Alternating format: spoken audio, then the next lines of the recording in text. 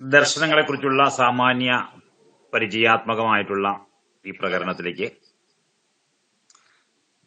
ഹൃദ്യമായ സ്വാഗതം.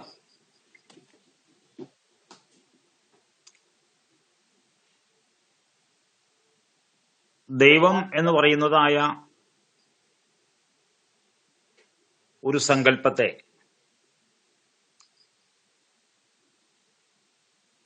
ദർശനശാസ്ത്രം പല ഘട്ടത്തിലും ഉയർത്തിപ്പിടിച്ചിട്ടുണ്ട്.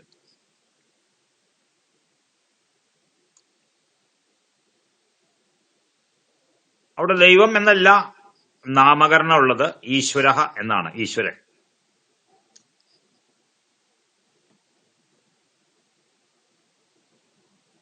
ഈശ ഐശ്വര്യ എന്ന് പറയുന്നതായിട്ടുള്ള ധാതുവില് വരച്ച് എന്ന് പറയുന്നതായ സഫിക്സ് പ്രത്യയം ചേരുമ്പോഴാണ് ഈശ്വര എന്നുള്ള ശബ്ദം ഉണ്ടാവുന്നത്. അപ്പൊ ഇവിടെ ഈശ്വര ശബ്ദം ഐശ്വര്യവാചിയാണ്. ഐശ്വര്യം എന്ന് പറയുന്ന അർത്ഥത്തെ കുറിക്കുന്നതാണ്.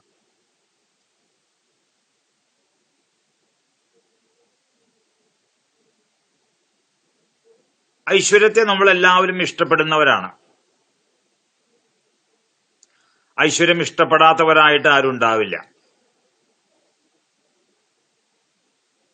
പിന്നെ ചില സാഹചര്യങ്ങളിൽ ആൾക്കാർ എനിക്ക് പറയും, എനിക്ക് ഐശ്വര്യമൊന്നുമല്ല വലിയ ഇഷ്ടം, എനിക്കൊരു മനുഷ്യനായിട്ട് ഇങ്ങനെ ജീവിച്ചാൽ മതി എന്നൊക്കെ പറയും. അത് പറയാൻ കൊള്ളാവുന്നതാണ്. ചില സാഹചര്യത്തിൽ മാത്രം കേട്ടോ പറയാൻ കൊള്ളാവുന്നതാണ്. അപ്പൊ എന്താണ് ഈ ഐശ്വര്യം നമുക്ക് ഇഷ്ടമാണ് എന്ന് പറയാൻ കാരണം, അത് സ്വാഭാവികമാണ് എന്ന് പറയാൻ കാരണം എന്ന് ചോദിച്ചാ,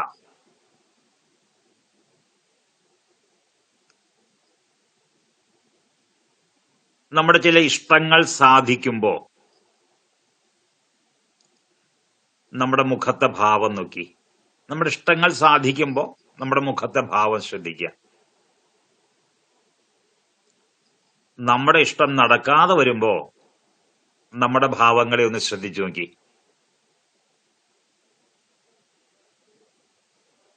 നമ്മുടെ ഇഷ്ടം നടക്കുമ്പോ ഒരു പ്രസന്ന ഭാവം നമ്മുടെ മുഖത്ത് കാണാം.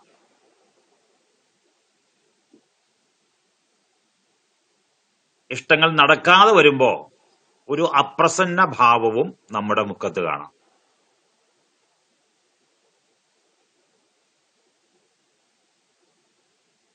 അപ്പൊ അവിടെ മുഖധർമ്മം എന്ന് പറയുന്നത് മുഖം ധാരണം ചെയ്തിരിക്കുന്ന ധർമ്മം അല്ലെങ്കിൽ വികാരം എന്ന് പറയുന്നത് ഒന്ന് പ്രസന്ന ഭാവമാണെങ്കിൽ മറ്റൊന്ന് അപ്രസന്ന ഭാവമായിരിക്കും.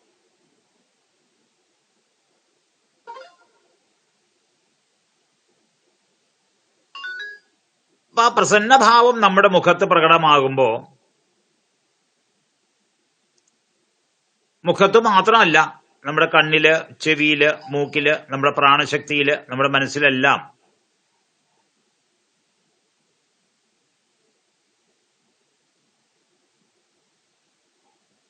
ഒരു അനുകൂല ഭാവം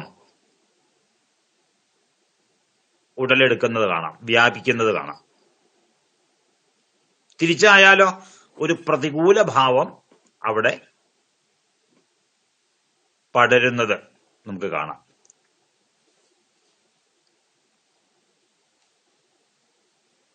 നമ്മൾ ചെറുതായിട്ടൊന്ന് ശ്രമിച്ചു കഴിഞ്ഞാൽ ഈ അനുകൂല ഭാവം വരില്ലേ,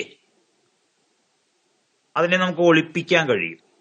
അനുകൂല ഭാവം വരുന്നതിനെ, അതുകൊണ്ടുണ്ടാകുന്ന സന്തോഷത്തെ മുഖത്ത് വരാത്ത രീതിയിൽ, അതിനെ എക്സ്പ്രസ് ചെയ്യാത്ത രീതിയിൽ നമുക്ക് ഒളിപ്പിക്കാൻ കഴിയും.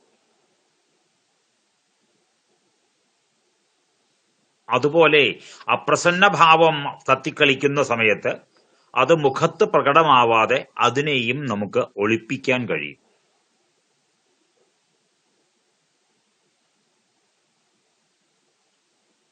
പക്ഷെ അത് സാധാരണക്കാർക്ക് പറ്റില്ല. ഈ ഗ്രൂപ്പിൽ ഇപ്പൊ ഇത് കേട്ടുകൊണ്ടിരിക്കുന്ന ഓരോരുത്തരെയും എനിക്ക് വ്യക്തിപരമായിട്ട് അറിയില്ല.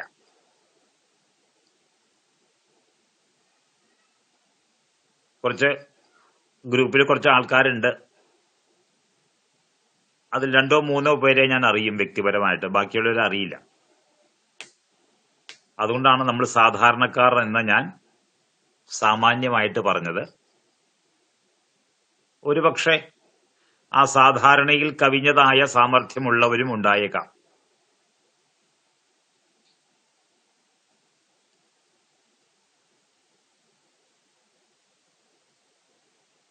എന്ന് മാത്രമല്ല, അസാധാരണമായ രീതിയിൽ നമ്മുടെ മുമ്പിൽ കാണപ്പെടുന്ന വ്യക്തിത്വങ്ങളുണ്ട്. അവരൊക്കെ ഒരു തരത്തിൽ പറഞ്ഞാൽ നേതൃത്വ ഗുണമുള്ളവരായിരിക്കും. അവർ അറിഞ്ഞുകൊണ്ട് തന്നെ ഇത്തരം ഭാവങ്ങൾ പ്രകടമാവാതിരിക്കാൻ പരിശ്രമം ചെയ്ത് അതിനുള്ള സാമർഥ്യം ഉണ്ടാക്കി വെച്ചവരുണ്ട്. എന്ന് വെച്ചാൽ അവരുടെ മുഖം കാണുമ്പോൾ അവരുടെ മനസ്സിൽ ഇതിനെക്കുറിച്ചുള്ള അനുകൂല ഭാവമാണോ പ്രതികൂല ഭാവമാണോ എന്ന് നമുക്ക് തിരിച്ചറിയാൻ വയ്യാത്ത രീതിയിൽ അവരുടെ ആന്തരിക ഭാവത്തെ മുഖത്തുകൂടി എക്സ്പ്രസ് ചെയ്യുന്നതിനെ അവർ തടഞ്ഞു വച്ചിരിക്കുക. എന്തിനാ തടഞ്ഞു വച്ചിരിക്കുന്നത്? കാരണം ആരാണോ അതിന് കാരണക്കാരായവര് അവരോട് എനിക്ക് ഇഷ്ടമാണോ ഇഷ്ടക്കേടാണോ എന്ന് അവർ എന്റെ മുഖത്ത് നിന്ന് വായിച്ചെടുക്കരുത്. നേതൃത്വ ഗുണമുള്ളവർക്ക് വേണ്ടതായ ഒരു സാമർഥ്യമാണത്. അപ്പൊ പ്രതികൂലമായ ഭാവം നമ്മുടെ ഉള്ളിൽ ആവിർഭവിച്ചാലും അതെനിക്ക് പ്രതികൂലമാണ് എന്നറിഞ്ഞാലും ഒരു തരത്തിലും അത് മുഖത്ത് പ്രകടമാക്കാതെ അതിനെ ഒളിപ്പിച്ചു വയ്ക്കുക. അതേപോലെ സന്തോഷഭാവത്തെയും അതിനെ ഞാൻ അനുകൂലിക്കുന്നു, അതെനിക്ക് ഇഷ്ടപ്പെട്ടു, അതും അവരെ ഒളിച്ചു വയ്ക്കും. സാധാരണക്കാരായ നമ്മളെപ്പോലുള്ള ആൾക്കാർക്ക് അത് വായിച്ചെടുക്കാൻ പറ്റില്ല. പക്ഷേ നമ്മുടെ മുഖത്തു നിന്ന് ആ എക്സ്പ്രഷനെ നമുക്ക് തടയാൻ കഴിയാത്തത് കൊണ്ട് അവര് നമ്മളെ പെട്ടെന്ന് വായിച്ചെടുക്കുകയും ചെയ്യും.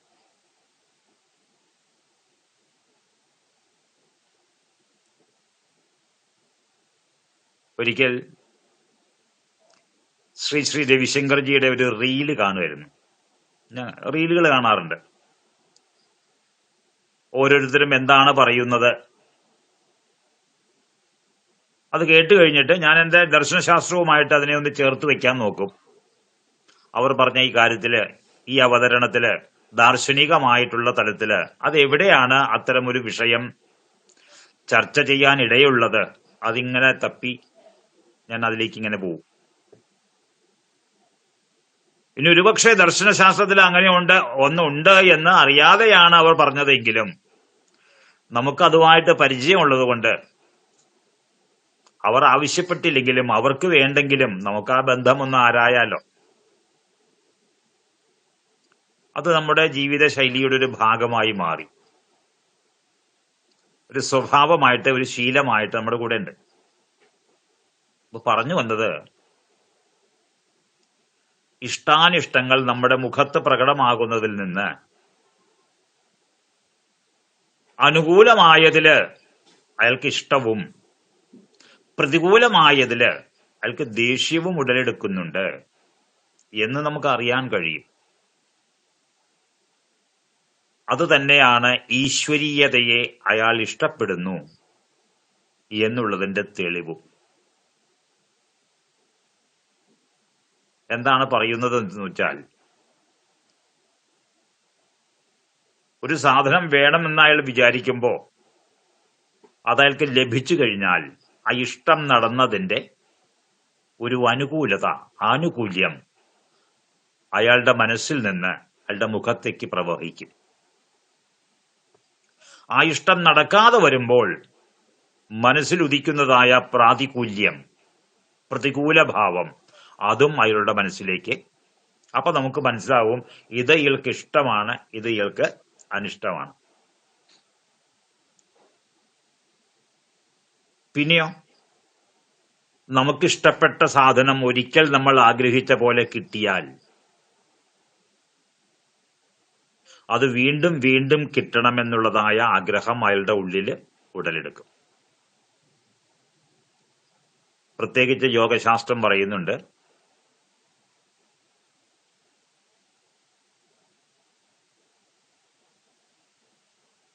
സുഖാനുഭവം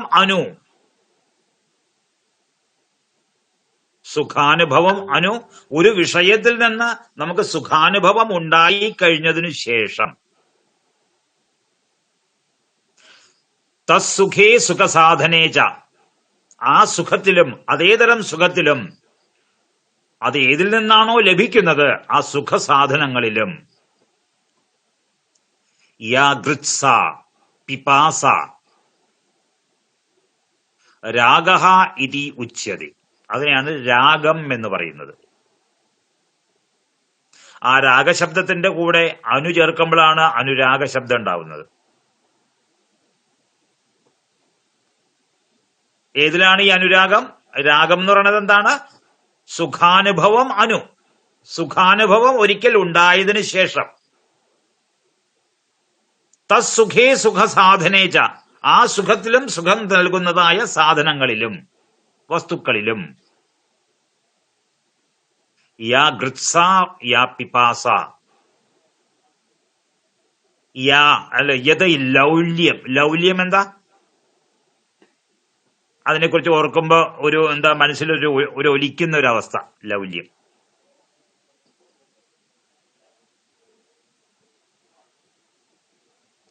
അപ്പൊ വളരെ വർഷങ്ങൾക്ക് ശേഷം നമ്മുടെ മകള് വിദേശത്ത് നിന്ന് അവിടുത്തെ ജോലിയെല്ലാം സെറ്റിൽ ചെയ്ത് നമ്മുടെ കുടുംബത്തിലേക്ക് വരിക. നമുക്ക് ഇഷ്ടമായിരിക്കുമല്ലോ. അപ്പൊ നമ്മുടെ മനസ്സിൽ മകൾ വന്നു ചേരുന്ന ആ വിഷയത്തെക്കുറിച്ച് ചിന്തിക്കുമ്പോൾ തന്നെ ഒരു അനുകൂല ഭാവം പ്രകടമാവുന്നു മാത്രമല്ല, നമ്മൾ സന്തുഷ്ടനായിരിക്കും. എന്താ വരാത്തതെന്ന് വരാൻ താമസിക്കുമ്പോ നമ്മൾ കൂടെ കൂടെ നോക്കിക്കൊണ്ടിരിക്കുന്നത് കാണാം. അതാണ് ലൗല്യം. ആ ലൗല്യമുള്ള ആളെയാണ് ലോലൻ എന്ന് പറയുന്നത്. ലോലൻ. പണ്ട് നമ്മൾ മനോരാജ്യം എന്ന് പറയുന്നതായ മാസിക ഉണ്ടായിരുന്ന സമയത്ത് അതിലൊരു ലോലൻ ചേട്ടന്റെ ഒരു ചെറിയ കാർട്ടൂൺ സാധാരണയായിട്ട് പങ്ക്തിയിൽ വരാറുണ്ടായിരുന്നു. ഇങ്ങനെ ഈ സ്ത്രീകളുടെ പെൺകുട്ടികളുടെ പിന്നാലെ ഹിപ്പി വേഷം അണിഞ്ഞുകൊണ്ട് ഓരോരോ മോഹങ്ങളുമായിട്ട് ഇങ്ങനെ ചുറ്റി നടക്കുന്ന ആളെയാണ് അത് ലോലനായിട്ട് അതിൽ ചിത്രീകരിച്ചിരുന്നത്. മിക്കവാറും ഈ ലോലൻ ചേട്ടന് പറ്റുന്ന അബദ്ധങ്ങളാണ് അതിൽ പറഞ്ഞിരുന്നത്. ഇതൊക്കെ പണ്ട് വായിച്ചിരുന്നതാണ്. ഇപ്പോഴതൊന്നും കാണാറുമില്ല, നമ്മൾ കയ്യിലെടുക്കാറുമില്ല, അന്വേഷിച്ചു പോകാറുമില്ല. കാരണം വേറെ വിഷയങ്ങളിലാണ് ഇപ്പൊ നമ്മുടെ രസം പ്രവർത്തിക്കുന്നത്. അപ്പൊ അതേപോലെ ദ്വേഷം എന്ന് പറയുന്നതോ ദുഃഖാനുഭവം ഒന്നിൽ നിന്ന് ഉണ്ടായതിനു ശേഷം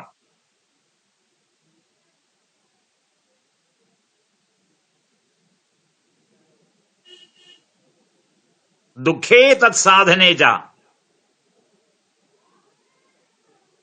ആ ദുഃഖത്തിലും ആ ദുഃഖം നൽകിയ വസ്തുവിലും ആ ദുഃഖം ഏത് സാഹചര്യത്തിലാണോ നമുക്ക് നേരിട്ടത് ആ സാഹചര്യത്തോടും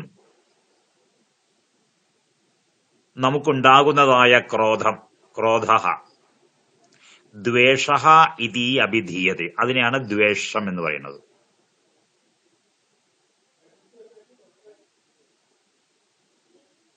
അപ്പൊ അനുകൂലേഷു രാഗഃ പ്രതികൂലേഷു ദ്വേഷഃ. അനുകൂലങ്ങളായ വിഷയങ്ങളിൽ രാഗവും പ്രതികൂലങ്ങളായ വിഷയങ്ങളിൽ ദ്വേഷവും. ദ്വേഷം എന്നും പറയാം, ദേഷ്യം എന്നും പറയാം. ദ്വേഷവും ഉണ്ടാവണം. ഇത് നമുക്ക് നിരന്തരം ഉണ്ടായിക്കൊണ്ടിരിക്കുമ്പോ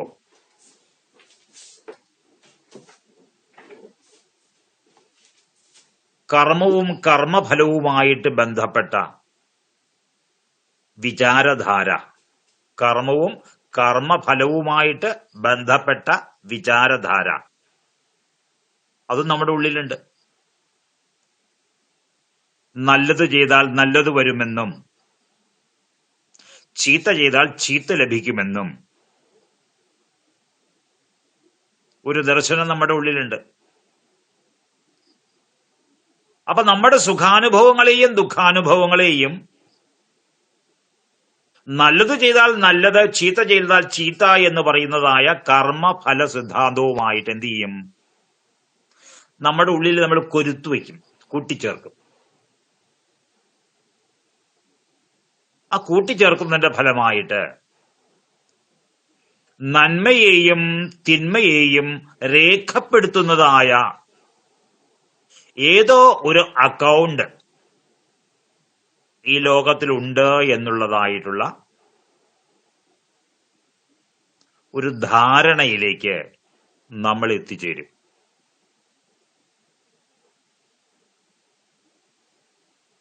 കാരണം ഞാൻ ചെയ്യുന്നതായ നന്മ അത് കുറെ ദിവസം കഴിഞ്ഞാൽ ഒരു പക്ഷെ ഞാൻ അതിനെക്കുറിച്ച് ഓർത്തു എന്ന് വരില്ല. പക്ഷെ അതിന്റെ ഫലം എനിക്ക് കിട്ടുമ്പോഴോ ഞാൻ ആ നന്മയെക്കുറിച്ച് ഓർക്കുക. അപ്പൊ നമ്മൾ മറന്നിട്ടും നമ്മൾ ചെയ്തതായ നന്മയെ മറക്കാതെ വയ്ക്കുന്നതായിട്ടുള്ള ഒരു പ്ലാറ്റ്ഫോം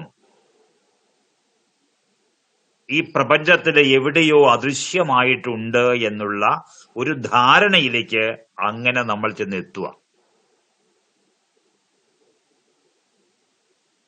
അതുപോലെ നമ്മൾ ചെയ്തതായ കൊള്ളരുതായ്മ, ആ കൊള്ളരുതായ്മയുടെ ഫലം, ആ കൊള്ളരുതായ്മയെ കുറിച്ച് നമ്മൾ ആ നടന്ന സമയത്തൊക്കെ നമ്മൾ കൂടെ ഓർമ്മിക്കാറുണ്ടെങ്കിലും മറ്റ് ധാരാളം പിൽക്കാല അനുഭവങ്ങൾ വന്നപ്പോ നമ്മൾ ആ കൊള്ളരുതായ്മയെ കുറിച്ചുള്ള ചിന്ത ഒഴിവാക്കി. കാരണം അത് ഓർക്കാൻ സമയമില്ല. പക്ഷെ നമ്മൾ ചെയ്ത ആ കൊള്ളരുതായ്മയെ പോലെ മറ്റൊരു കൊള്ളരുതായ്മ മറ്റൊരാൾ ചെയ്തിട്ട് അതിന്റെ ഫലം നമുക്ക് ലഭിക്കുമ്പോ നമ്മൾ ചിന്തിക്കുകയാണ്, അയ്യോ ഞാൻ അന്നത്തെ സമയത്ത് അയാളോട് അങ്ങനെ ചെയ്തല്ലോ, ചെയ്തു കഴിഞ്ഞപ്പോ എനിക്ക് തന്നെ വല്ലാതെ തോന്നി, അയാളത്ര വിഷമിച്ചിട്ടുണ്ടാവും, അന്ന് അതിന്റെ ഒരു കണക്ക് എനിക്ക് കിട്ടിയില്ല. പക്ഷേ അതേ കൊള്ളരുതായ്മ അതേ ഗ്രേഡില് മറ്റൊരു സാഹചര്യത്തില് വേറൊരാൾ നമ്മളോട് ചെയ്തപ്പോ നമ്മളിലുണ്ടായ വേദനയുടെ തോത് നമുക്കറിയാം. കാരണം അത് അനുഭവമാണ്, ആരും പറഞ്ഞു തരേണ്ട ആവശ്യമില്ല, നമ്മൾ അനുഭവിക്കുക. അങ്ങനെ അനുഭവിക്കുമ്പോ നമ്മൾ നമ്മുടെ ആ ഒരു ഗതകാല പ്രവൃത്തിയെ നമ്മൾ ഓർക്കുക. അന്ന് അയാളോട് ഞാൻ ഇതേപോലെ ചെയ്തല്ലോ, അപ്പൊ ഇതേ ദുഃഖം അയാൾക്കുണ്ടായി കാണില്ലേ?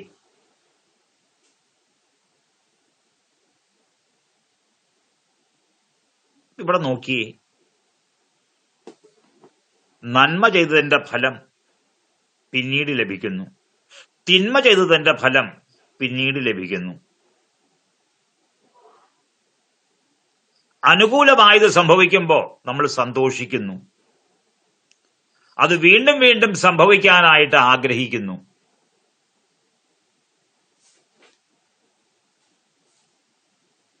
അല്ലെ? നമുക്ക് പ്രതികൂലമായി വരുന്ന കാര്യം സംഭവിച്ചു കഴിയുമ്പോൾ നമുക്ക് ദുഃഖമുണ്ടാവുന്നു. അത് വീണ്ടും സംഭവിക്കാതിരിക്കാൻ വേണ്ടിയിട്ട് നമ്മൾ യത്നിക്കുന്നു, അല്ലെങ്കിൽ ആഗ്രഹിക്കുന്നു. യത്നിച്ചില്ലെങ്കിലും ആഗ്രഹിക്കുമല്ലോ. എന്തൊരനുഭവം അത്!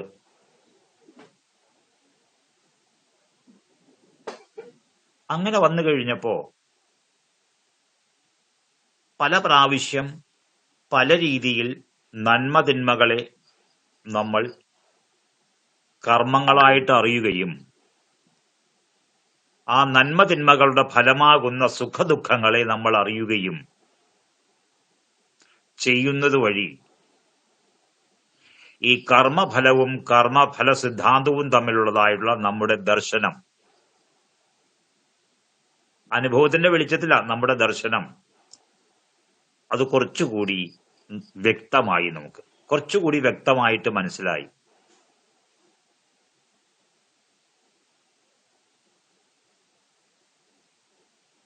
അങ്ങനെ വരുമ്പോഴാണ് ഞാൻ സത്യാർത്ഥ പ്രകാശത്തില് സ്വാമി ദയാനന്ദൻ പറഞ്ഞൊരു വാക്യം ഓർമ്മയിൽ വന്നത്.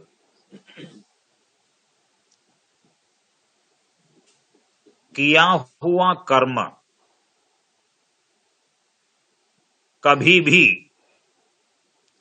फल दिए बिना समाप्त नहीं होता है. അതായത് നമ്മളാൽ ചെയ്യപ്പെട്ട ഏതു കർമ്മമായിക്കൊള്ളട്ടെ, ആ കർമ്മം ഏതായാലും അതതിന്റെ ഫലം തരുക തന്നെ ചെയ്യും. അത് ഫലം തരാതെ നമ്മുടെ ഒരു കർമ്മവും അവസാനിക്കുന്നില്ല എന്ന്. ടെക്നിക്കലി പറഞ്ഞ കർമ്മം നമ്മുടെ അവസാനിക്കും, പക്ഷേ ആ കർമ്മത്തിന്റെ അക്കൗണ്ട് നമ്മുടെ ഉള്ളില്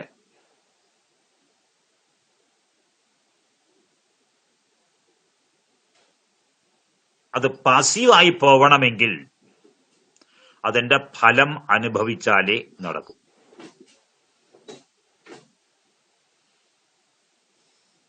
സ്വാമി ദയാനന്ദൻ ഇത് പറയുമ്പോ ദർശനശാസ്ത്രത്തിൽ ഇത് എവിടെയാണ് പറഞ്ഞിട്ടുള്ളത് എന്നുകൂടി നമുക്ക് ഒന്ന് ചിന്തിക്കുന്നത് രസകരമായിരിക്കും.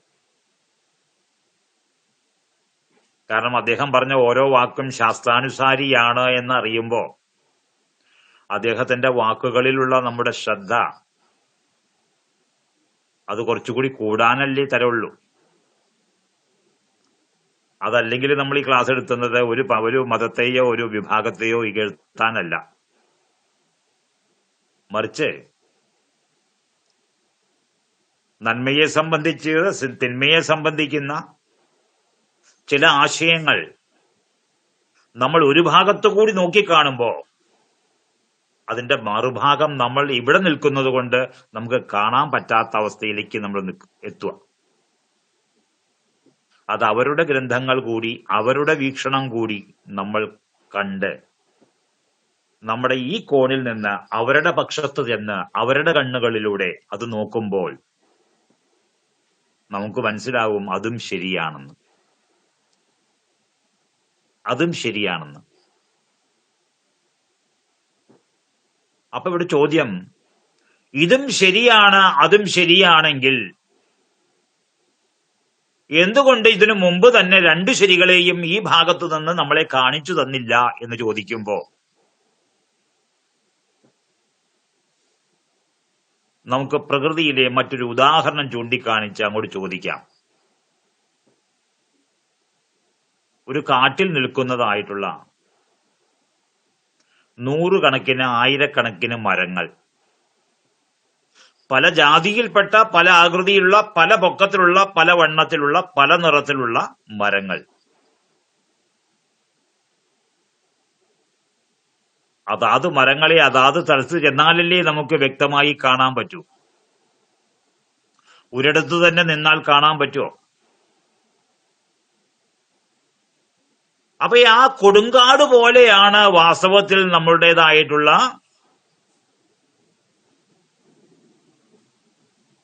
ജ്ഞാനത്തിന്റെ പ്രസാരണം എന്ന് പറയുന്നത്. ജ്ഞാനം എന്ന് പറയുന്നത് പ്രസരിച്ചു നിൽക്കുന്നത് ഒരു കൊടുങ്കാട് കണക്കെയാണ്. അതല്ലേ കുമാരനാശാന്റെ ഒരു പ്രസിദ്ധമായിട്ടുള്ള ഉക്തി ഉണ്ടല്ലോ, അനന്തമജ്ഞാതമവർണ്ണനീയം. അദ്ദേഹത്തിന്റെ ആണോ വള്ളത്തോളിന്റെ ആണോ എനിക്ക് സംശയം, ആരുടെ ആവട്ടെ, എന്തായാലും ഒരു മഹാകവിയുടേതാ.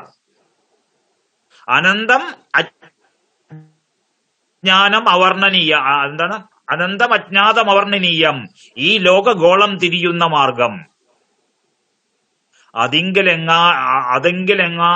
ഒരിടത്തിരുന്ന് നോക്കുന്ന മർത്യൻ കഥയെന്തു കണ്ടു എന്ന്.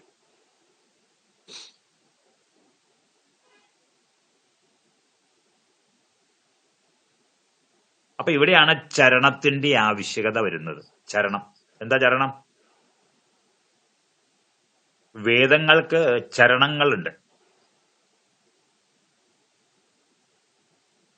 ഈ ചരണം എന്ന് പറഞ്ഞാൽ എന്താ?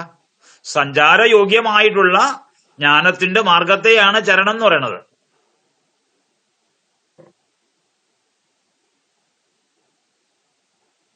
അപ്പോ ഈ 1131 വേദശാഖകൾക്ക് നമ്മൾ ചരണങ്ങളെ അന്വേഷിക്കുമ്പോ ഇത് ഈ 1131 വളരെ ഏറിയ സംഖ്യയിലാണ് ചരണങ്ങൾ കാണപ്പെടുക.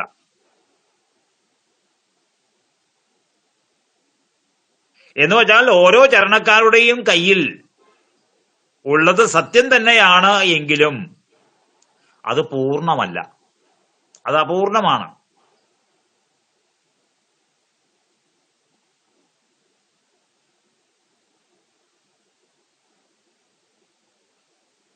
അപ്പൊ ഈ പ്രപഞ്ചശില്പി ഈ പ്രപഞ്ചത്തെ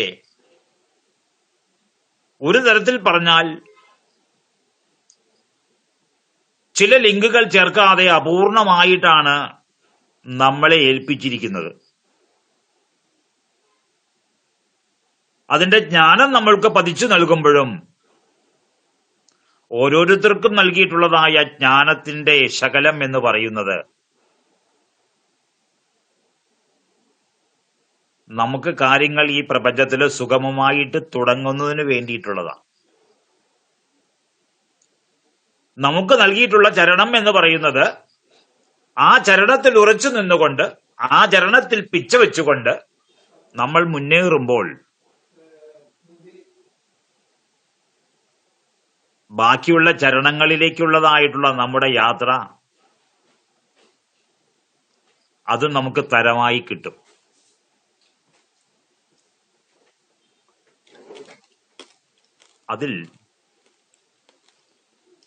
അതിനുള്ളതായ വിശേഷപ്പെട്ടതായിട്ടുള്ള ഒരു ടൂളുണ്ട്, വിശേഷപ്പെട്ട ഒരു ടൂള്. ആ ടൂളിൽ ഒന്ന് ഒരു നെഗറ്റീവ് ടൂളാണ്, ഒന്ന് ഒരു പോസിറ്റീവ് ടൂളാണ്. നെഗറ്റീവ് ടൂൾ എന്ന് പറയുന്നത് ഇങ്ങനെ പാടില്ല എന്നുള്ളത്, പോസിറ്റീവ് ടൂളോ ഇങ്ങനെ ആവാം എന്നുള്ളത്. എന്താണ് ആ ടൂൾ എന്ന് വെച്ചാൽ വിവാഹമാണ് ആ ടൂള്. വേദശാഖയെ കൈകാര്യം ചെയ്യുന്നതായിട്ടുള്ള ആള് ആ കൈകാര്യം ചെയ്യാനുള്ള സാമർഥ്യം ആർജിക്കാൻ വേണ്ടി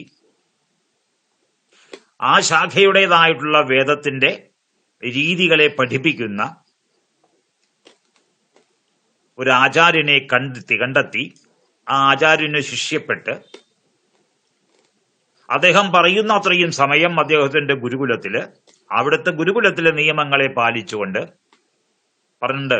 പ്രണതി ബ്രഹ്മചര്യോപസർപ്പണാനി കൃത്വ തദ്വത് എന്ന് സാഖ്യത്തിൽ പറഞ്ഞിട്ടുണ്ട്. അങ്ങനെ ആചാര്യന്റെ വാക്കുകളെ മീറാതെ, ആചാര്യന്റെ വാക്കുകളെ എതിർക്കാതെ അതിനെ അനുസരിച്ചുകൊണ്ട് ആചാര്യാധീനനായിട്ട് അവിടെ പാർത്ത് കുറെ വർഷങ്ങൾക്ക് ശേഷം ആ ശാഖയുടെ ജ്ഞാനവും വഹിച്ചുകൊണ്ടാണ് എന്ത് ചെയ്യുന്നത്? സമാവർത്തനം ചെയ്യപ്പെടുന്നത്. അങ്ങനെ സമാവർത്തനം ചെയ്യപ്പെട്ടാൽ അയാൾ നേരെ ഗൃഹസ്ഥാശ്രമത്തിലേക്ക് പോകും. അങ്ങനെ ഗൃഹസ്ഥാശ്രമത്തിൽ വന്നിട്ട് എന്ത് ചെയ്യും? ഗൃഹസ്ഥാശ്രമത്തിൽ വരണമെങ്കിൽ വിവാഹം കഴിക്കണമല്ലോ.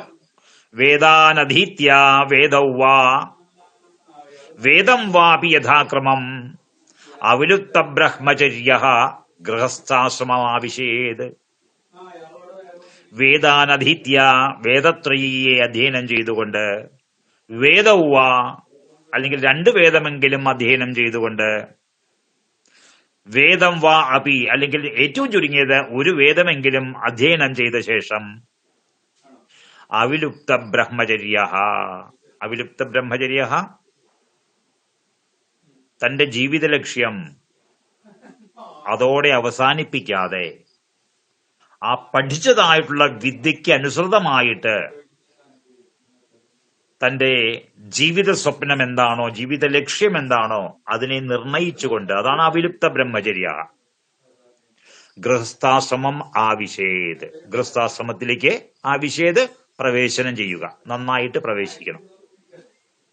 നന്നായിട്ട് പ്രവേശിക്കണം എന്ന് വെച്ചെങ്കിലോ ആ ബ്രഹ്മപ്രാപ്തിയുടെ മാർഗത്തില് ഔത്സുക്യത്തോടു കൂടിയിട്ട്, ഉത്സാഹത്തോടു കൂടിയിട്ട് വേണം ഗൃഹസ്ഥാശ്രമത്തിലേക്ക് പ്രവേശിക്കാൻ.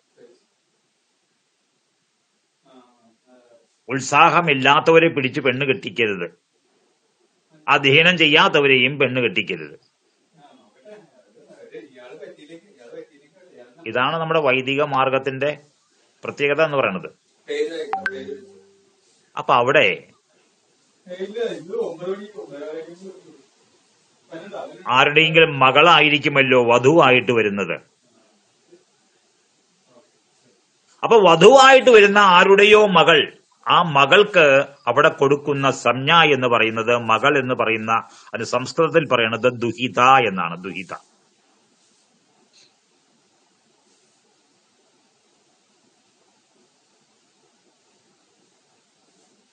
അപ്പൊ ദുഹിതയ്ക്ക് യാസ്കമുനി നിരുക്തം പറഞ്ഞ സമയത്ത് പറഞ്ഞു, ദു എന്ന് പറഞ്ഞാൽ ദൂരെ,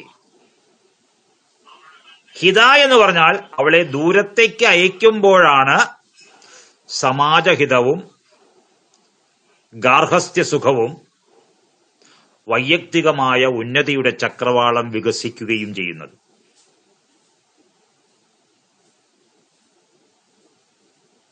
അതുകൊണ്ട് എന്താ നെഗറ്റീവ് ടൂൾ? എന്താ? സ്വഗോത്രത്തിൽ നിന്ന് വിവാഹം പാടില്ല. സ്വഗോത്രങ്ങൾ തമ്മിലുള്ള വിവാഹം പാടില്ല. അപ്പൊ എന്ത് ചെയ്യണം? പരഗോത്രത്തിൽ നിന്ന് വേണം വിവാഹം ചെയ്യാൻ. അപ്പൊ ദൂരമായി. സ്വഗോത്രം എന്ന് പറയുമ്പോഴോ അത് അപരമാണ്. അപരം അടുത്തത്. പരഗോത്രം എന്ന് പറയുമ്പോഴോ അതാണ് ദൂരം. അങ്ങനെ തന്റെ മകളെ പരഗോത്രത്തിലേക്കാണ് അയക്കേണ്ടത്, സ്വഗോത്രത്തിലേക്കല്ല അയക്കേണ്ടത്. ഈ വൈദിക വിധിവിധാനത്തിന്റെ ഗ്രാമീണമായിട്ടുള്ള ഒരു പറച്ചിലുണ്ട്. ബന്ധുഗൃഹത്തിലേക്ക് വേണ്ട എന്ന്. പ്രത്യേകിച്ച് അച്ഛന്റെയും അമ്മയുടെയും, അച്ഛനുമായിട്ടും അമ്മയുമായിട്ടും ഈ അടുത്തടുത്ത തലമുറകൾ ബന്ധപ്പെട്ട് നിൽക്കുന്നതായ കുടുംബങ്ങളിലേക്ക് അയക്കരുത്. കാരണം അത് അപരമാണ്. അതുകൊണ്ട് അച്ഛന്റെ ഇത്ര താവഴികൾക്ക് മുന്നിലുള്ള താവഴിയിലേക്ക് അയക്കാം, അത് പരമാണ്. ഈ പരം അപരം എന്ന് പറയുന്നത് രണ്ട് ഗുണങ്ങളാണ്. അതിനെ പരത്വം അപരത്വം എന്ന് പറഞ്ഞുകൊണ്ട് വൈശേഷികം വളരെ വിശദമായിട്ട് പറയുന്നുണ്ട്. പരത്വാപരത്വേ എന്ന് ദ്വിവചനായിട്ട്. പരത്വമുണ്ടെങ്കിൽ അതല്ലേ പരാവിദ്യ അപരാവിദ്യ. പരാവിദ്യ എന്താ? നമുക്ക് ഇന്നത്തെ കാര്യങ്ങളെ കഴിച്ചു കൂട്ടാൻ വേണ്ടിയിട്ടുള്ള വിദ്യയാണ് എന്ത്? അപരാവിദ്യ. നമ്മുടെ ദൈനംദിനമായിട്ടുള്ള വികാസത്തിന് വേണ്ടിയിട്ടുള്ള വിദ്യയുടെ പേരാണ് അപരാവിദ്യ. എന്നാൽ നമ്മുടെ വിദൂര ലക്ഷ്യത്തിന് നമ്മൾക്ക് ഉതകുന്ന വിദ്യയുടെ പേരാണ് പരാവിദ്യ. എന്ന് വച്ചാൽ മാനവ ജീവിതത്തിന്റെ ഘട്ടം ഘട്ടമായിട്ടുള്ള രണ്ട് ധർമ്മങ്ങളുണ്ട്. അതിലൊന്നാണ് അഭ്യുദയം. അഭിമുഖീഭൂതസ്യ ജീവിതസ്യ ഉദയ. ഇപ്പോൾ നമുക്ക് കൈവന്നിരിക്കുന്നതായിട്ടുള്ള നമ്മുടെ ജീവിത ചുറ്റുപാട്, ജീവിതശൈലി, അതിൽ നമുക്ക് കൈവരിക്കേണ്ട ഉദയത്തിന്റെ പേരാണ് അഭ്യുദയം. ഈ അഭ്യുദയത്തെ പ്രാപിച്ച് നമ്മൾ എന്ത് ചെയ്യണം? ഈ പ്രപഞ്ചത്തിലെ എല്ലാ ബന്ധനങ്ങളിൽ നിന്നും മുക്തി നേടുന്നതായിട്ടുള്ള നമ്മുടെ ഏറ്റവും പരമമായിട്ടുള്ള ലക്ഷ്യമാണ് ഏത്? നിശ്രേയസം. അപ്പൊ നമുക്ക് അഭ്യുദയത്തിന് ലഭ്യമായിട്ടുള്ള വിദ്യയുടെ പേരാണ് അപരാവിദ്യ. എന്നാൽ ഈ പ്രപഞ്ചത്തിലെ എല്ലാ ബന്ധനങ്ങളിൽ നിന്നും നമുക്ക് മുക്തി നൽകുന്നതായിട്ടുള്ള ആ വിദ്യയാണ് പരാവിദ്യ.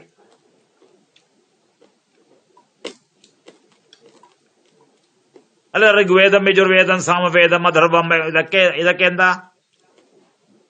ഇതൊക്കെ അപരാവിദ്യകളാണ്. കാരണം ഇതെല്ലാം നമുക്ക് നൽകിയത് എന്തിനാ?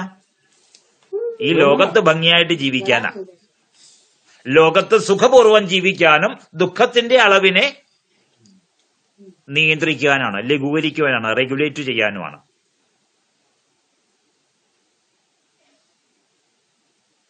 അപ്പൊ ലോകത്ത് സുഖത്തിന്റെ അളവ് നമുക്ക് വേണമെങ്കിൽ എന്ത് വേണം? നമ്മൾ ഇഷ്ടപ്പെടുന്ന സാധനങ്ങൾ കൂടി ഉണ്ടെങ്കിലല്ലേ സുഖം കിട്ടുള്ളൂ. വെറുതെ നമ്മൾ രാവിലെ മുതൽ വൈകുന്നേരം വരെ ഇരുന്നെങ്കിൽ സുഖം അങ്ങനെ വന്നു ചേരില്ലല്ലോ. അപ്പൊ നമ്മൾ പഠിച്ച വിദ്യയെ ആധാരമാക്കി, അത് ഋഗ്വേദത്തിലും യജുർവേദത്തിലും പറഞ്ഞ പഠിച്ച വിദ്യയെ ആധാരമാക്കി അതിനെ നമ്മൾ നമ്മുടെ ജീവിതത്തില് പഠിപ്പിച്ചു തന്നതുപോലെ, അത് ശാസ്ത്രം പറയുന്ന പോലെ അതിന്റെ വിധിവിധാനങ്ങൾ അനുസരിച്ച് നമ്മൾ വർക്കൗട്ട് ചെയ്യുമ്പോ അതിന്റെ ഫലമായിട്ട് നമുക്ക് ഐശ്വര്യം, സമൃദ്ധി എന്നിവ ഉണ്ടാവും. ഐശ്വര്യം, സമൃദ്ധി. ഐശ്വര്യത്തിന്റെയും സമൃദ്ധിയുടെയും മാർഗത്തെ നമ്മൾ അറിയും തോറും അത് നമ്മുടെ മുമ്പിൽ എന്ത് ചെയ്യും? കുട നിവർത്തും. നമ്മളതിനെ അറിഞ്ഞു വരുംതോറും, അതിലേക്ക് ടച്ച് ചെയ്യും തോറും അത് കുട നിവർത്തും. തൊട്ടാവാടി പോലെയല്ല, ഒട്ടുമല്ല ചെയ്യുക, ഈ കുട നിവരുക ചെയ്യുക. എങ്ങനെ? സൂര്യരശ്മികൾ ഏൽക്കുമ്പോൾ എങ്ങനെയാണോ താമര വിരിയുന്നത്, പൂക്കൾ വിരിയുന്നത്, അതുപോലെ ഈ അഭ്യുദയം നമ്മുടെ ജീവിതത്തില് ഇങ്ങനെ വിടർന്ന് വിടർന്ന് വിടർന്ന്, അതുകൊണ്ടല്ലേ ഈ രാജാവിന് ഛത്രം രാജാവ് ഈ വെൺകൊറ്റ കുട ധരിക്കുന്നത് ചുരുക്കിയല്ലല്ലോ പിടിച്ചേക്കുന്നത്, നിവൃത്തിയല്ലേ പിടിച്ചേക്കുന്നേ. അതിന്റെ മുകൾ വശം നോക്കി, അവിടെ മുകളിലേക്ക് ഉയർന്നു നിൽക്കുന്നതായ സൂചി പോലെയുള്ളതായിട്ടുള്ള ഒരു പിടി കാണാം, ഒരു മൊട്ട് കാണാം. അതിന്റെ അർത്ഥം എന്താ? ഈ കുട ഇനിയും മേലേക്ക് പോവാൻ തയ്യാറാണെന്നല്ലേ.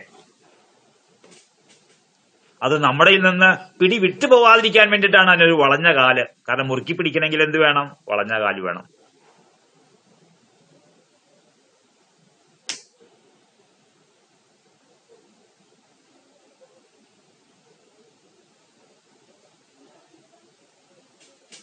അവിടെ ആലവട്ടവും വെൺചാമരവും ഉണ്ട്.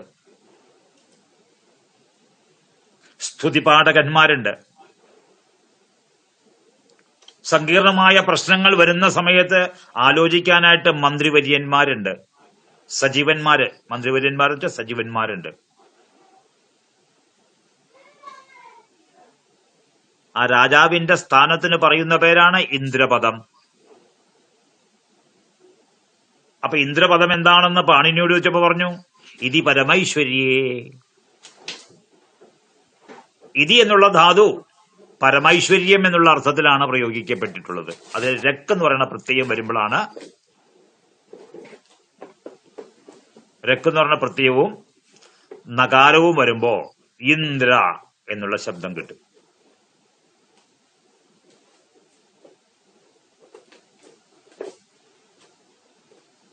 അപ്പൊ ഇവിടെ നോക്കൂ, ഈശ്വരഭാവം എവിടേക്ക് വന്നു? ഈശ്വരഭാവം ഇന്ദ്രഭാവത്തിലേക്ക് വന്നു. ഇന്ദ്രഭാവം ഈശ്വരഭാവത്തിലേക്ക് വരും. അങ്ങനെ പറയുമ്പോൾ നമ്മൾ പറയാറുണ്ട് വിത്തേശ്വരൻ, ലങ്കേശ്വരൻ, ജ്ഞാനേശ്വരൻ, ബോധേശ്വരൻ. എത്ര പദങ്ങളോട് കൂടിയിട്ടാ ഈശ്വര ശബ്ദം നമ്മൾ പ്രയോഗിച്ചിട്ടുള്ളത്? ധനേശ്വരൻ,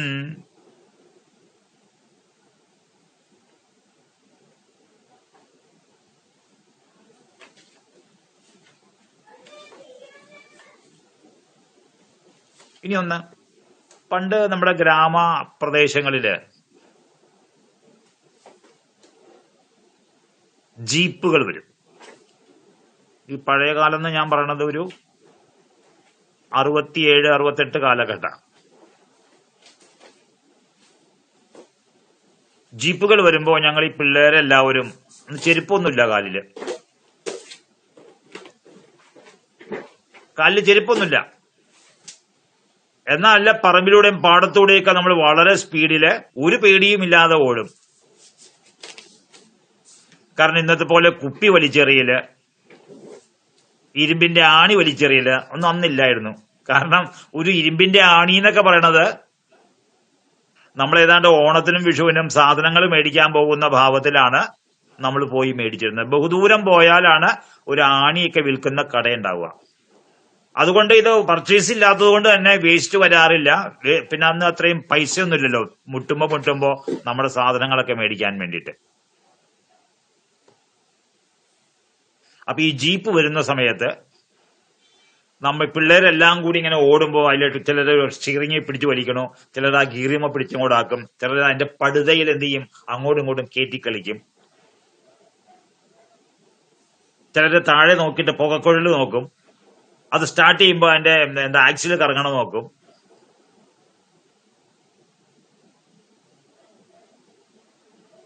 അപ്പൊ കാണാം അതിന്റെ ഓണർ വന്നിട്ട് അല്ലെങ്കിൽ ഡ്രൈവർ വന്നിട്ട് വണ്ടി തൊടരുത്, അങ്ങോട്ട് തൊടരുത്, അതുകൊണ്ട് പിടിച്ചിളക്കരുത്, അങ്ങനെയാണ് ഇങ്ങനെയാണ്. അയാൾക്ക് ഭയങ്കര പേടിയാ. കാരണം എന്താ, ഇതൊക്കെ നമ്മൾ നശിപ്പിക്കാൻ എളുപ്പമുള്ള സാധനങ്ങളല്ലേ. അത് നശിപ്പിച്ചു കഴിഞ്ഞിട്ടുണ്ടെങ്കിൽ ഓട്ടം ഉണ്ടാവില്ലല്ലോ. നമുക്കാണെങ്കിലോ അത് കൈകാര്യം ചെയ്യാൻ അറിയില്ല. അപ്പൊ കൈകാര്യം ചെയ്യാത്തവർ തൊടുമ്പോൾ അവർ തൊടുവിക്കില്ല, നമ്മളെ മാറ്റി നിർത്തും. എങ്കിലും എന്ത് ചെയ്യും, ആ ചേട്ടൻ അങ്ങോട്ട് തിരിഞ്ഞു നിൽക്കുമ്പോ ഒന്ന് പിടിച്ചിട്ട് ഒന്ന് ഹോൺ അടിക്കും.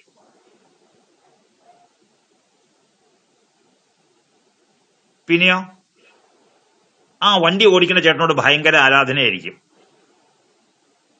എന്നിട്ട് നമ്മൾ വെറുതെ കശുമാവിന്റെ കൊമ്പത്ത് ഇടേണ്ട ഇങ്ങനെ എന്ന് പറഞ്ഞിട്ട് ഇങ്ങനെ കാണിക്കും. അത് അയാളോടുള്ള ആരാധനയുടെ അനുകരണ.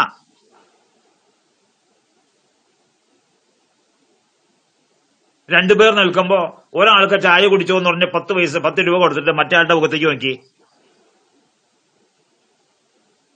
അവിടെ അയാൾക്ക് കിട്ടുമെന്നൊരു പ്രതീക്ഷ കുറച്ചു നേരത്തേക്ക് ഉണ്ടാവും. അത് കഴിയുമ്പോഴോ അവിടെ ഒരു നീരസവും കാണാൻ പറ്റും. ഇതൊക്കെ പറയുന്നത് ഐശ്വര്യം എന്ന് പറയുന്നതായ വസ്തുത നമുക്കെല്ലാവർക്കും സ്വീകാര്യമായിട്ടുള്ള ഒന്നാണ്. ആരതിനെ നിഷേധിച്ചാലും ഉള്ളിന്റെ ഉള്ളില് അവർക്ക് ഐശ്വര്യത്തോട് പ്രതിപത്തിയുണ്ട് എന്ന് പറഞ്ഞാൽ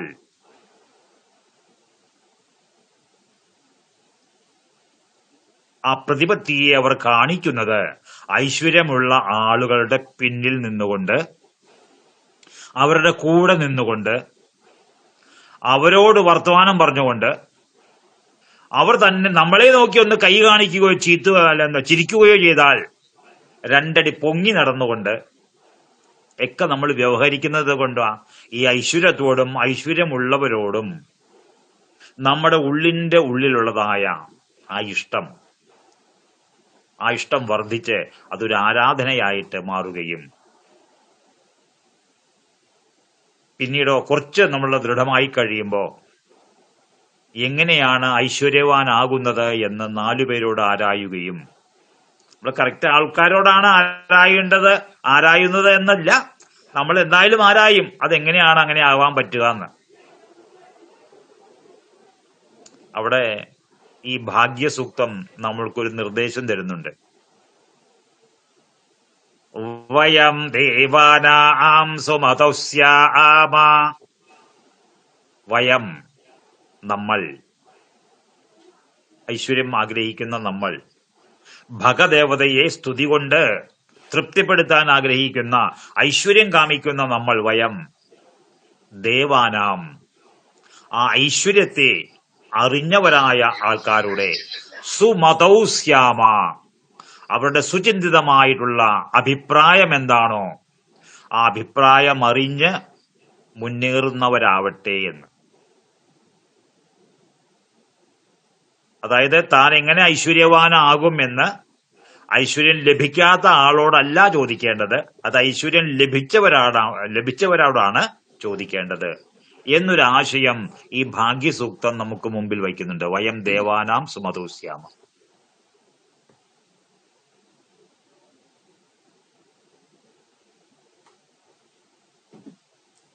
ഐശ്വര്യം വരുമ്പോഴോ കർമ്മശാസ്ത്രം ഒരു വാണിംഗ് നമുക്ക് തരുന്നുണ്ട്. ഐശ്വര്യം നമ്മുടെ കയ്യിലേക്ക് വരുമ്പോൾ ഐശ്വര്യം കൊണ്ടുണ്ടാവുന്ന സന്തോഷം അത് വരുമ്പോൾ അല്പസമയത്തേക്കേ ഉണ്ടാവുള്ളൂ.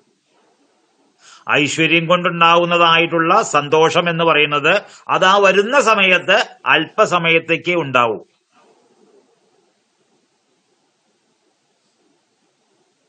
അപ്പൊ ഐശ്വര്യം അപ്പൊ നമുക്ക് സന്തോഷം കൂടുതൽ സമയത്തേക്ക് ഉണ്ടാവണമെങ്കിൽ എന്ത് വേണം?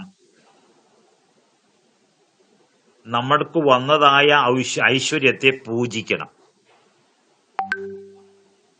നമുക്ക് കൈവന്നതായ ഐശ്വര്യത്തെ പൂജിക്കണം. ഐശ്വര്യത്തെ നമ്മൾ പൂജിക്കുമ്പോൾ ഐശ്വര്യം സമൃദ്ധി എന്നുള്ളതായിട്ടുള്ള നിലയിലേക്ക് മാറും. സമൃദ്ധി എന്ന് പറഞ്ഞാലോ ഐശ്വര്യസ്യ സമ്യക് ഋദ്ധി. ഋദ്ധി എന്ന് വെച്ചിട്ടുണ്ടെങ്കിലോ വർധനവ്. ഐശ്വര്യം എങ്ങനെ വർദ്ധിക്കുക? ആ ഐശ്വര്യത്തിന്റെ സ്വഭാവത്തെ അറിഞ്ഞ് ആ ഐശ്വര്യത്തെ നമ്മൾ ഉപയോഗിക്കുന്നതാണ് ഐശ്വര്യത്തിന്റെ പൂജ എന്ന് പറയുന്നത്.